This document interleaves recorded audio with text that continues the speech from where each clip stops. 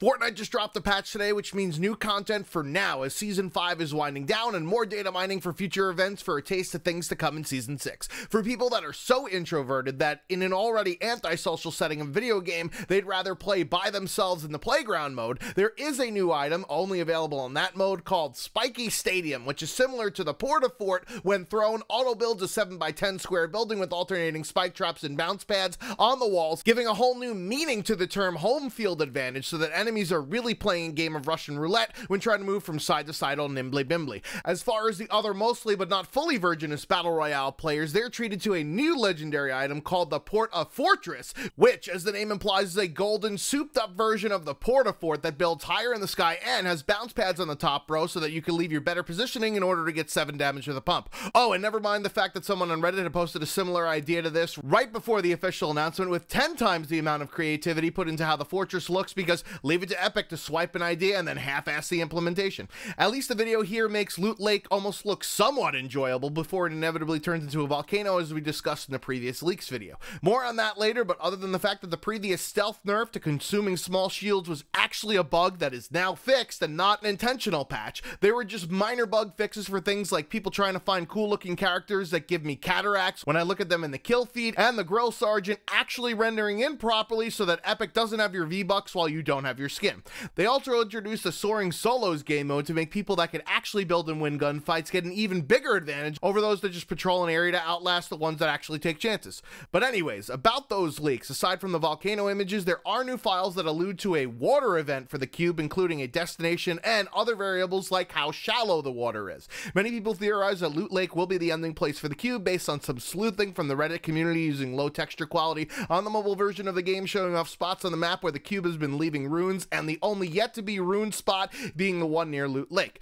Maybe this will make the most loathed location in the game a place where people might actually not avoid it, like a children's birthday party. Another event that was also data mined includes a fireworks display in the shape of a llama. Considering that the 1-year anniversary of the launch of the Save the World portion of the game was commemorated in Battle Royale back in July with birthday cake, consumables, and more, I'm guessing that this llama fireworks will celebrate the 1-year anniversary of the Battle Royale mode, which was on September 26th, and the official website actually has Season 5 ending on the 25th, so it could coincide with the start of Season 6. However, if we go by previous seasons starting the day another ends, Season 6 would start on this upcoming Thursday the 20th. Man, just looking back at my review video that doesn't hold up well when the game first launched because nobody really knew the meta of building yet, just shows you how good development can make a shite game into a worldwide phenomenon. The Season 5 Week 10 loading screen showcased a potential corrupted version of the Bright Bomber skin, which we now have a work-in-progress screenshot here with the file named Dark Bomber, confirming a future skin based on the splash image for people that like to play dress up in a shooter.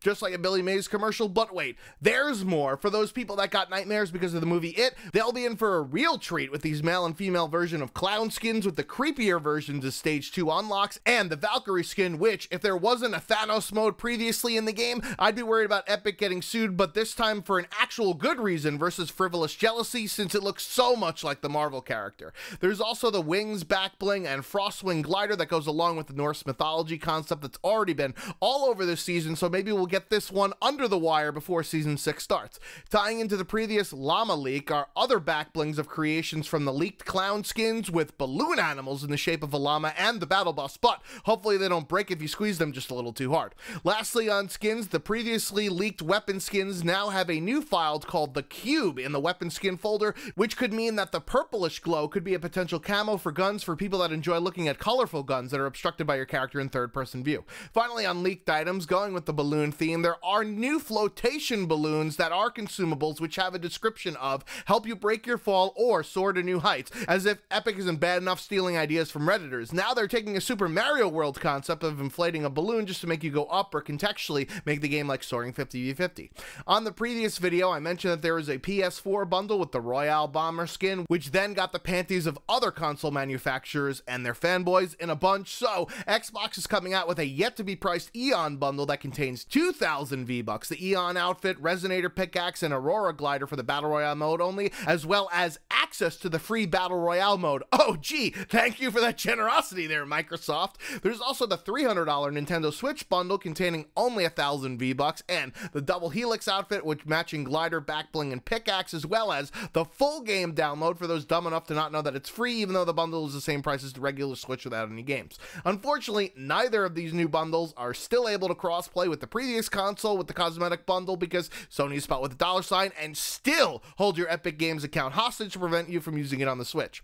And in other Fortnite-related news, a 45-year-old Long Island man was arrested after threatening to shoot an 11-year-old squeaker following a game of Fortnite. Besides besmirching the not-so-great name of my home stomping grounds, he was charged with second-degree aggravated assault and acting in a manner to injure a child. However, I think he should be exonerated of all of the charges since he actually had to use the Xbox One messaging interface to send these threats, which should be celebrated and not punished for getting that piece of shit UI to actually do what he wanted it to do. To also put a positive spin out of this, at least this time the threat wasn't actually followed through on, like in the Jacksonville Madden tournament. Maybe that's the difference between a child that's 24 years old and acts on their idiotic impulses versus a man-child who's 45 years old and doesn't actually act on their outbursts, but still makes adults that play video games look stupid, and yet another reason for pundits to shit all over video games. Anyways, that's going to do it for all the Fortnite info I've got. What do you think is going to happen in the time before the start of Season 6? Let me know down below. I've been the Schwans27, out like Josh Gordon in Cleveland. Until next time.